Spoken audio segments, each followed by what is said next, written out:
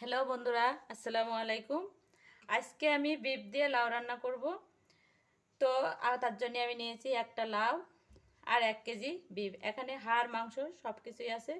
তো আজকে আমি বিফ দিয়ে লাউ রান্না করব। কিভাবে রান্না করব সেটাই আপনাদের সঙ্গে শেয়ার করব।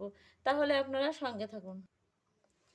বিফটাকে দ্রুত সেদ্ধ করার জন্য আমি নিয়েছি একটা প্রেসার কুকার।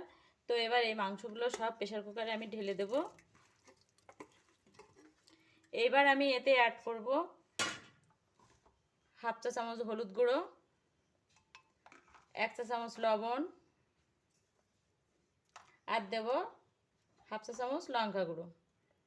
এবার এতে কিছুটা জল দেব। এবার এতে আমি অল্প করে একটু জল দিয়েছি, মানে হাফ মগের মতো জল দিয়েছি। তো এবার এটাকে আমি প্রেসার কুকারে বসিয়ে দেব। তো এর ভিতরে এখন আদা রসুন কিছুই দেব না, পরে দিব।